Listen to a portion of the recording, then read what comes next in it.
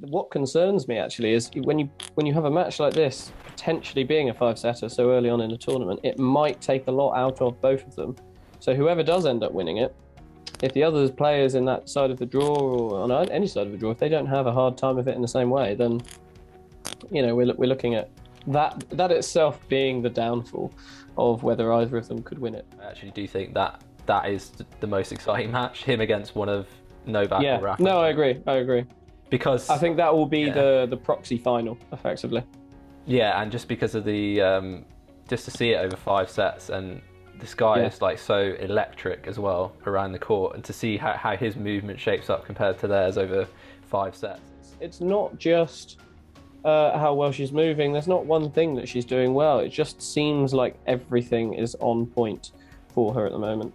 She is unstoppable, and again, there's that tennis intelligence as well. Like the only person that could probably beat her is herself, really, when it comes to like a pressure. Oh moment. God, there's that. There it is. I've been listening to too much tennis commentary, I think. Oh, that might be more of like out of the Michael Owen book of commentary. There's a Michael Owen book of commentary, that one. Yeah, even if she doesn't win the tournament, she's still the best player on clay.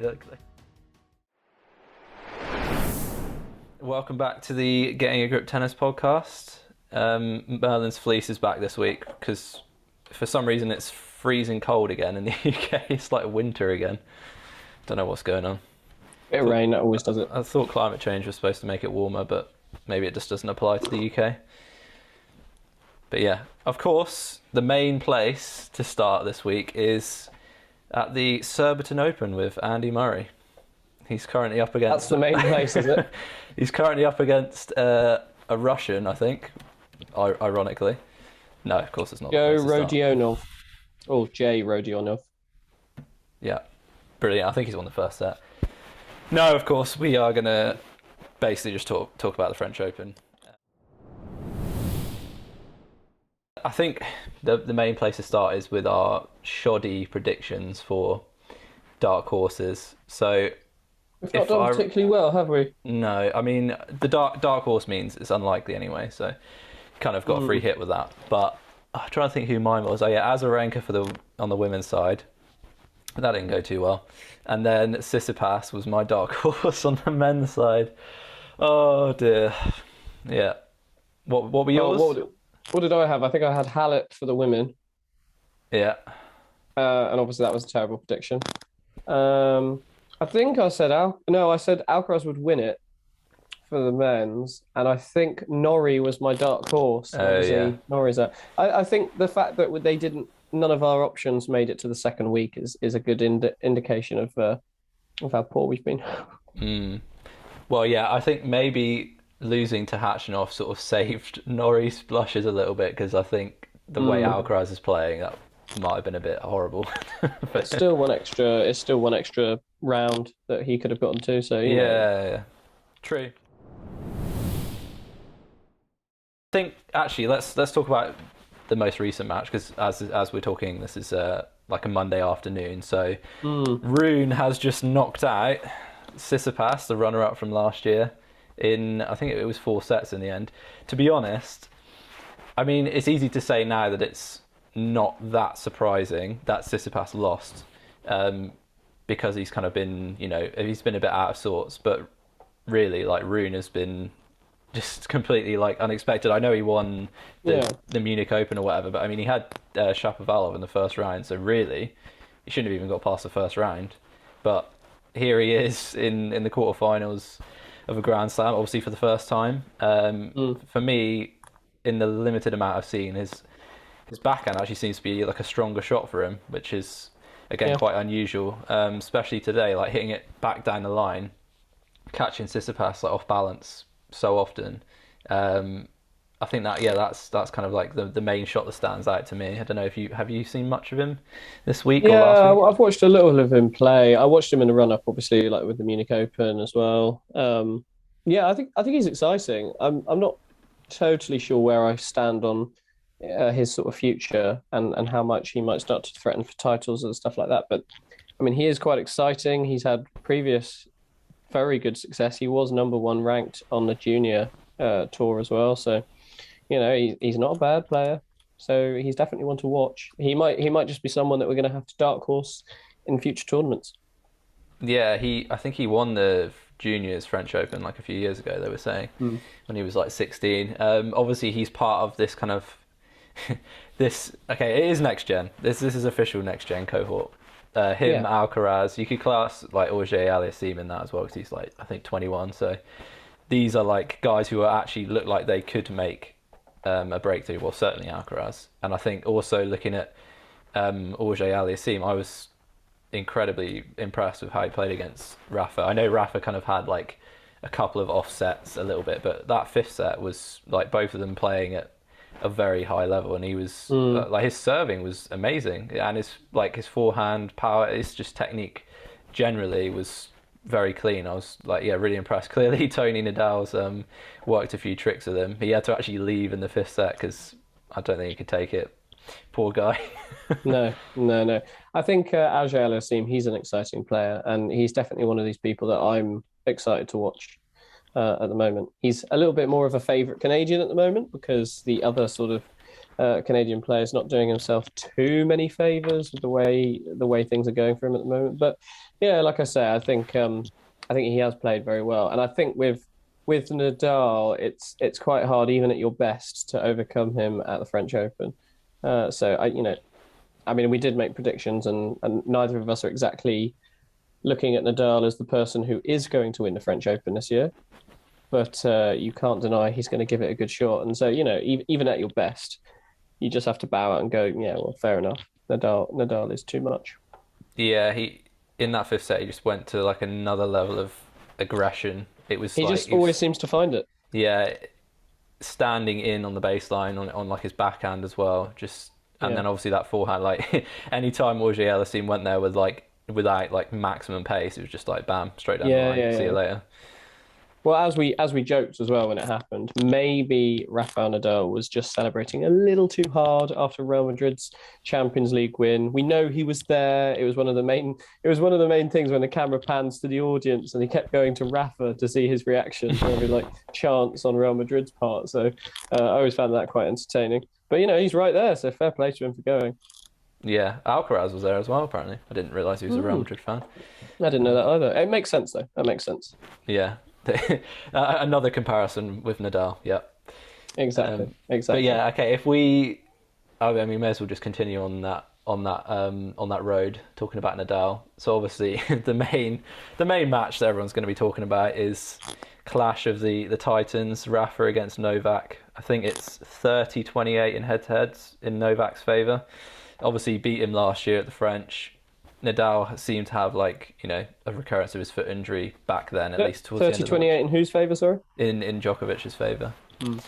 But I mean, it's incredible. Like, I don't think even Federer and Nadal or Federer and Djokovic played that much. It actually is probably the standout rivalry. Actually, obviously, Rafa versus Roger was, the contrast in styles and everything, and everyone being in one specific camp. That was kind of like what drew a lot of people to tennis, but this is actually probably the main rivalry of that era, really. So how do you see this one going?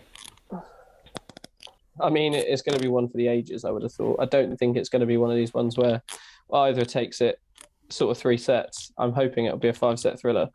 What concerns me actually is when you have a match like this potentially being a 5-setter so early on in the tournament, it might take a lot out of both of them.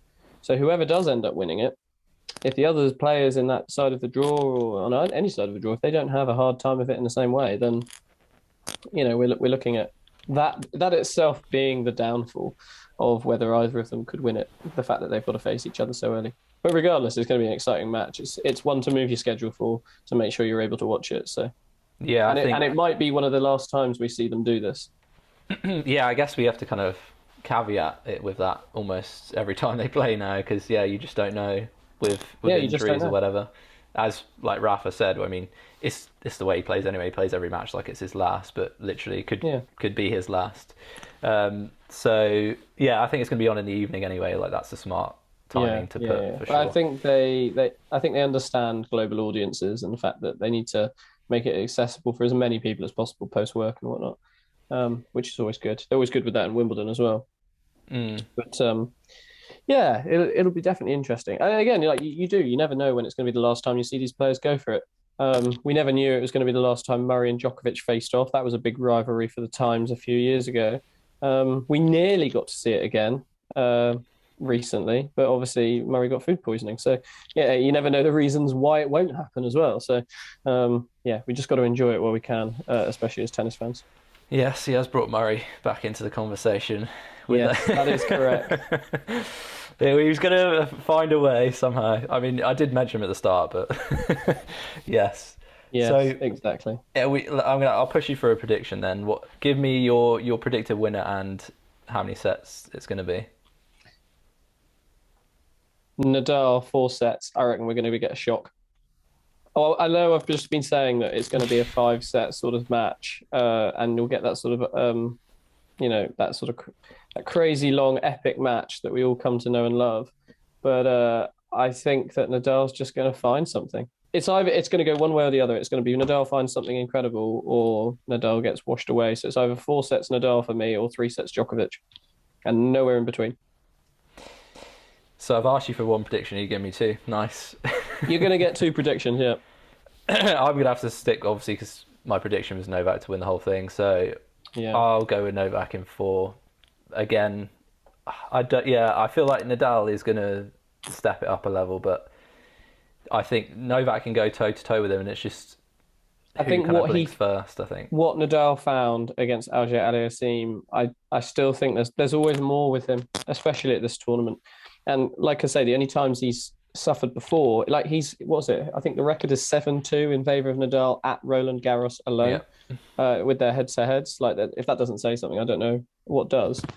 And we were concerned about Nadal's foot at the beginning of this tournament. It doesn't really look like it's hampered him very much.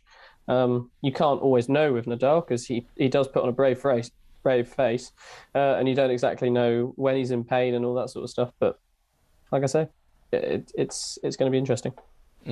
Yeah, I guess this is going to be the time when we find out, because Novak's going to push him to the absolute limit. So it's going to show. It's going to show in this match, I would have thought.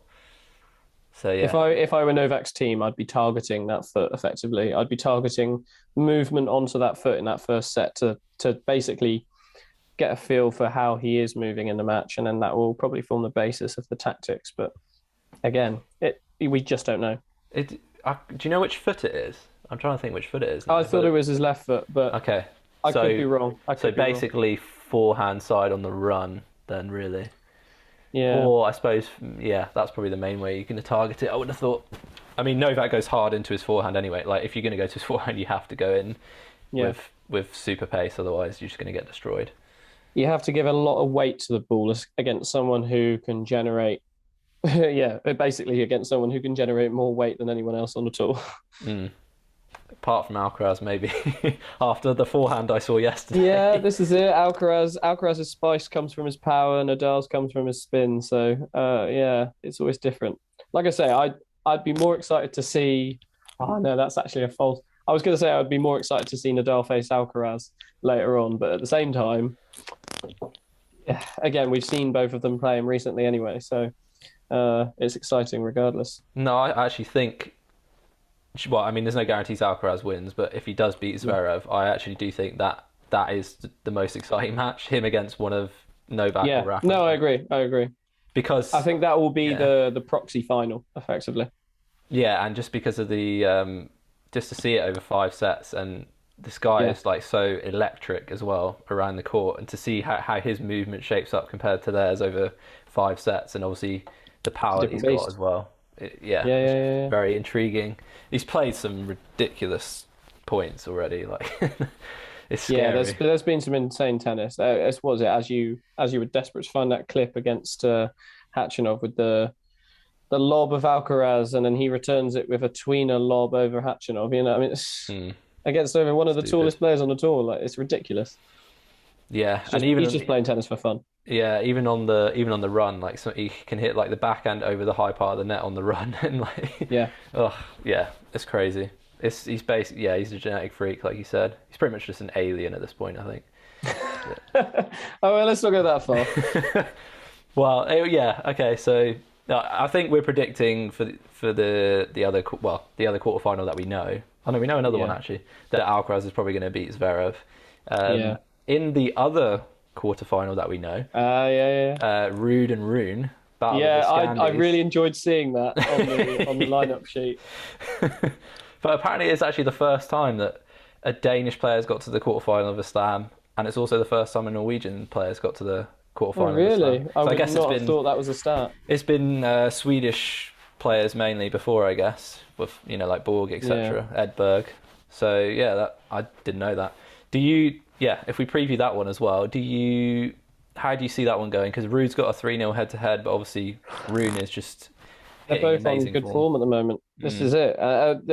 Again, like sometimes I wonder when I look at a Grand Slam, especially now, because I think this is the first time that we've started properly analysing Grand Slams ahead of like podcasts as well, because we started probably after the US Open and the Australian Open were.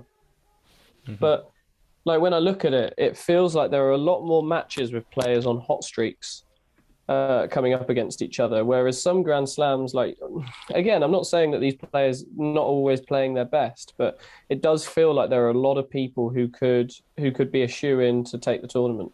And you wouldn't be necessarily surprised by their form if they were to win a tournament.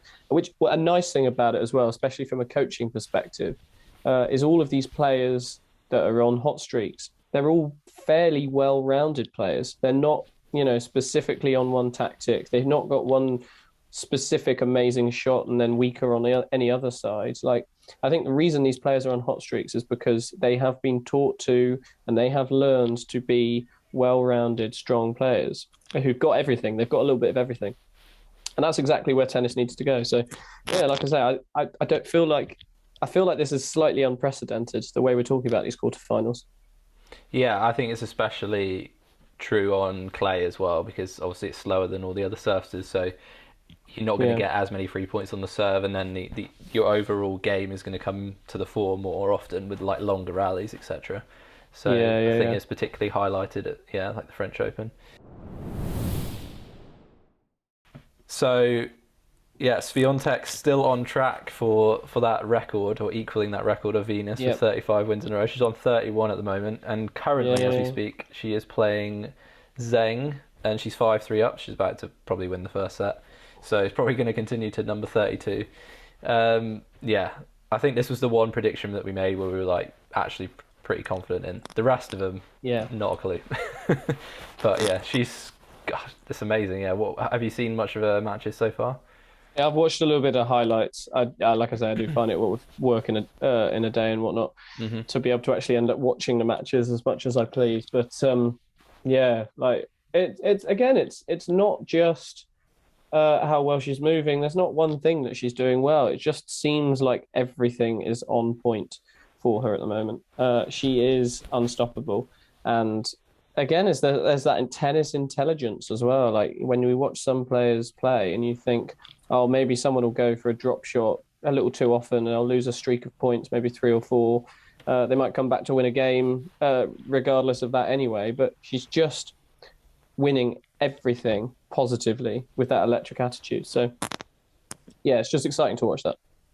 Yeah, I think the closest she came to losing a set was against Kovanic in, I think that was the previous round or the round before, and it got to like 5-5 or something, and I was like, oh, maybe she's actually kind of like off the boil a little bit now, and then she just managed to regain her composure and then just get straight back on it again, which is I think sometimes we have to appreciate that other players as well are going to have momentum for a bit, but the fact that she's able to ride out momentum like that in a set, that's a good sign, I think, of things to come.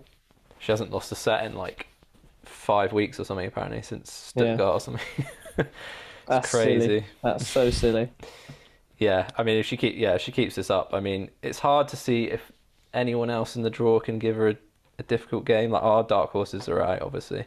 I think maybe Leylah Fernandez, obviously the Raducanu's opponent in the US Open final. She's looking in pretty good form. Possibly she could give her she might get a set off her, possibly. Like her all-round game's looking pretty strong on the clay, especially that forehand down the line. Do you see her that possibly being a matchup where she might give her a bit of difficulty. I think you're right to identify it as the only one where she may find some difficulty. But again, I still wouldn't back her over Iga. So yeah. Yeah, I mean, you've also got Coco Gauff who's still in it as well. She's up against Sloane Stephens. I haven't seen much of Coco play. I thought she was, like more of a stronger player on the grass, but clearly she's worked hard and she's managed to make some progress on the clay. So maybe that is another potential matchup. But yeah, I just don't see many being able to give her much trouble. But who knows? Not at the moment. No. Not at the moment. I'm not seeing it yet. Again, it's that I'm not seeing that hot streak and that positive mental attitude from many of these players where they don't stop the winning. Because it's very easy for players to win a set, but they've had momentum shifts continually throughout that set. Like game after game. But again, with Swiatek, it just feels like everything's going her way. Yeah, and all the other kind of higher seeds are pretty much out. Like Medosa's out, Sabalenka is out as well. And particularly these senior players who may have had more experience, especially in bigger scenarios like finals and semi-finals and quarterfinals. Like I say, I'd be surprised if she doesn't win. Yeah, I think the only person that could probably beat her is herself, really, when it comes to like a pressure moment. Oh god, there's that. There it is. I've been listening to too much tennis commentary, I think. Oh, that might be more of like out of the Michael Owen book of commentary. There's a Michael Owen book of commentary, that one. Yeah, even if she doesn't win the tournament, she's still the best player on clay. Oh yeah. And those of you listening, if you know what reference that is to, please pop it in the comments. Oh my god! And you tell we're United fans. Someone made the most brilliant joke. They were like, in response to one of his tweets, they were like, if I was on a desert island with you and like a can of like tinned meat or something, it's like I'd eat you and talk to the canned meat. And I was like, yeah, that summarizes it perfectly. Yeah. But anyway. So yeah, in essence, Swiatek is our favourite, and I can't really see anyone beating her.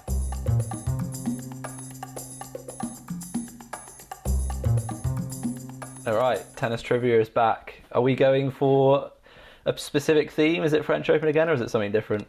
So there is no specific theme to the quiz this week. It's mostly focusing on the players that have reached these quarters, and particularly the ones that I personally feel are the most exciting players to reach the quarters so far. So there's a little bit of that, and there's a little bit focusing on that Djokovic-Nadal rivalry. We've had some of these questions recently anyway, but these are different, and hopefully we can catch you out with a couple of them.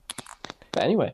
Quickly Google's Casper Ruud and Holger Rune stats. Quickly Google's Casper. No, not Casper Ruud, but maybe Holger Rune. I actually did know this fact about Holger Rune, so I popped this one out immediately as soon as he'd won. So when he won, I went, "Oh yeah, that's a great question. I'm going to put this one down." And we're going to have to listen out in that match for how many times the commentator either says Casper Rune or Holger Rune.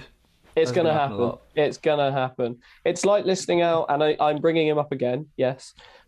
It's like listening out for any match Andy Murray ever plays these days, and the commentator says, Andy Murray rolling back the years. It's going to happen at least 3 or 4 times after an amazing shot. So anyway, on to the quiz, to the matter at hand. So, one of the most exciting players at the moment is Carlos Alcaraz. He's a very, very promising singles player, and he has obviously, in about the short year, that it doesn't feel like he's been playing for long, but he has been pro for over a year now. And it does feel like his climb has happened very, very quickly. For the singles, at least. My question is about Carlos Alcaraz and the doubles side of his game. So we'll see if we know the answer to this one. So what is Carlos Alcaraz's doubles ranking? And we've got 4 options here. Is he world number 203 for doubles? World number 519? World number 781? Or world number 999? So, what do you think Carlos Alcaraz's doubles ranking is? Seriously? Given incredible form rising into the singles. This is just ridiculous.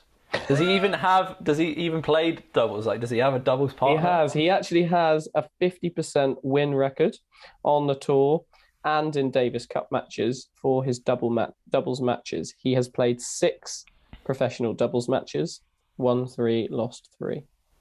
Okay, can you just repeat the rankings again? So the rankings I have available for his doubles in the world is 203, 519, 781, and 999. Bear in mind that this is out of 6 matches that he has played, having only won 3 of them. Okay, I'm going to go with 700 and whatever it was. And given this is such a mean question, I actually do feel quite bad about telling you to get a grip. The correct answer is 519. I'll tell you what, the main reason I've put this question in is to remind everyone that, even when a player is so impressive on the singles, you can understand that they're actually always quite impressive for doubles as well. So a lot of these players that do play in singles tour level tournaments often end up playing in the doubles as well. We actually saw it recently, whilst they may not be on perfect form in terms of singles, maybe with the likes of the Australian Open and Nick Kyrgios and what's his name? Kokkinakis? Yeah, Kokkinakis, yeah. The fact that they obviously won that doubles title, even though obviously their singles careers are not at their highest at the moment. So, like I say, I think it's an interesting thing, and it's always one to watch out for, especially in Grand Slams where these players can play with each other. A little bit of news for you as well. There was a recent interview with Emma Raducanu where she said her dream in tennis is to play with Andy Murray. So look out for that in potentially this year's Wimbledon. Anyway, on to the next question. Can I have a nicer question, please? It is a nicer question. Carlos Alcaraz still is the topic of this question. If he wins his next match, which is, of course, now a quarterfinal, Alcaraz will make the deepest run that he has ever made at a Grand Slam on the Pro Tour. Which Grand Slam has he also reached the quarterfinals of? Your options are Wimbledon, the Australian Open. Your little finger wag suggests you know the answer to this one. The US Open, or, trick question, he hasn't. So the question is, which other Grand Slam has he made the quarterfinal at? Is that what you Which said? other Grand Slam has he also made the quarterfinals of? I think it's the US Open. Is that your final answer? Mm-hmm. Well done. You've got that answer correct. So you've got 1 out of your 2 questions right. Yeah, he has indeed made his run to the quarterfinals of the US Open. He actually beat Tsitsipas to get there. Not that that was the match that took him to the quarterfinals. He actually beat another qualifier, I think, in order to get there. But yeah, unfortunately, he didn't make it beyond that stage. But obviously, that's still a good indictment of the impressiveness of his form over the last year. Yeah, I didn't even realise that. I saw him at the Australian Open where I think he lost in the 3rd round, which is where I was like, 3rd round, quite right. Amazed by his just like general play and physique or whatever. Yep. Yep, he's going to be very interesting to watch. So on to another young star. Holger Rune is, of course, another exciting player who has made a great run this year at the French Open already. And he obviously faces Casper Ruud in his quarterfinal. Interestingly, he actually won the French Open on the junior circuit. But which year did he win it in? Your options are 2018, 2019, 2020, and 2028. No, I'm joking, 2021. I think it was when he was 16, so based on that, I'm going to say 2019. Just make sure I got the year right. Yeah. Okay. Is that your final answer? You are correct. Well done. Holger Rune did indeed win the Junior French Open boys singles title in 2019. It's another reason that we probably should have thought about him more as a dark horse for this tournament, given that he's had success on these very courts, even in his junior career. Yes, I know that the junior circuit and the adult pro circuit is a little different, but still, it goes to show how much he enjoys this tournament. Well, there is some value in listening to Jim Courier then. There is a little value in listening to Jim Courier, yes. Anyway, question number 4. Now on to Djokovic and Nadal's rivalry. So you actually answered a question I did think about earlier on, which is about how big the gap is between their head-to-head rivalry. You correctly identified that Djokovic is currently ahead with a win of 30 matches over Nadal's 28. So there's only a 2-match difference, and this could obviously prove pivotal in obviously the turn of those head-to-heads this next match on the quarterfinals. But who is currently ahead with the head-to-heads on clay, and by how much? So you must get both answers correct in order to score a point. I'd like to think that this is a little easier because obviously one of the answers is only between 2. You've got 50-50 option, and I will give you options for the 4. So those options for the difference by which one player leads is 1 match, 2 matches, 11 matches, or 13 matches. So who is currently in the lead of head-to-heads on clay between Nadal and Djokovic, and by how much? 1, 2, 11, or 13 matches. So just on clay in general, not Roland Garros. Yeah. Yeah. So obviously Roland Garros, we found out that it was 7-2 in favour of Nadal. Yeah. On one hand, I'm thinking the head-to-head's going to be better in Nadal's favour at Roland Garros, and then I'm trying to think outside of that, Djokovic will have had more wins, but then it's like earlier in his career, Nadal must have won more of them because he literally like won French Open when he was like 19 and he was winning the other clay court tournaments. So it's like how far has it kind of swung back? Because I'm sure Djokovic has won like a few more recently. Ooh. And based on the split I've given you between the 4 answers, it's either a very big difference or it's a very small one. What were the options again? So 1, 2, 11, and 13.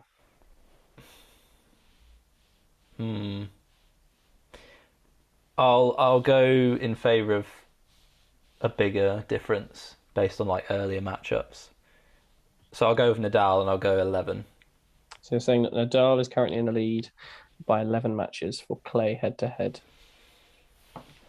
Well done. You're correct. Correct on both answers. Nadal is indeed ahead by 11 matches. His lead of 7-2 in the French Open alone is obviously a key reason why. He leads by 11 matches, having won 19 to Djokovic's 8 on clay courts, which is quite impressive. I'd be interested to know what that head-to-head is in like the last, I don't know, 6 or 7 years on clay.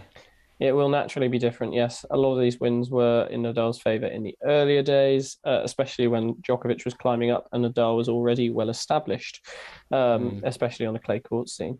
But anyway, well done. Anyway, final question. So you've done quite well, given a horrible first question, to get 3 out of those 4 right. So still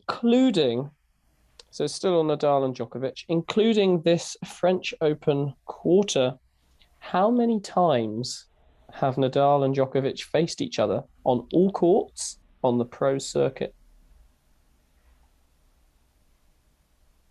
But are there options?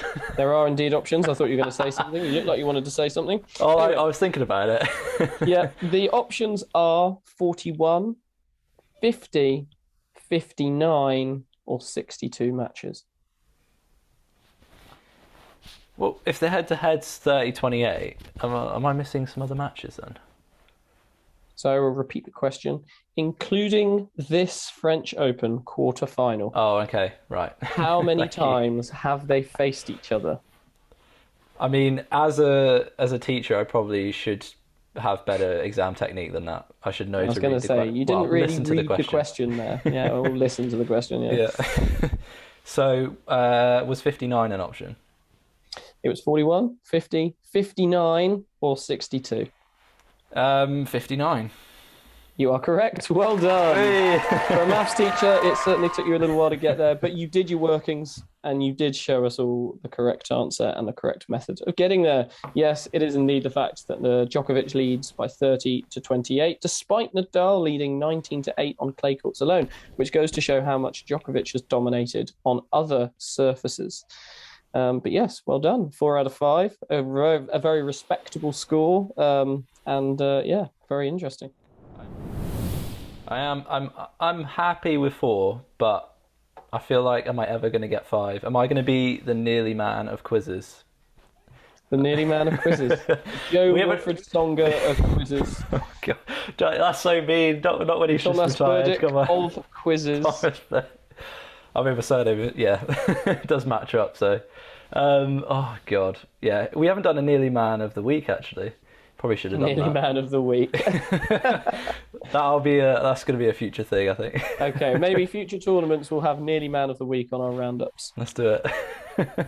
Anyway, yes, if you have enjoyed this, obviously give it a follow on Apple Podcasts, Spotify, Google Podcasts, and obviously if you're watching on YouTube, give it a like, share it around, and subscribe. And obviously let us know in the comments what your predictions are for, the winner on the men's and the women's side.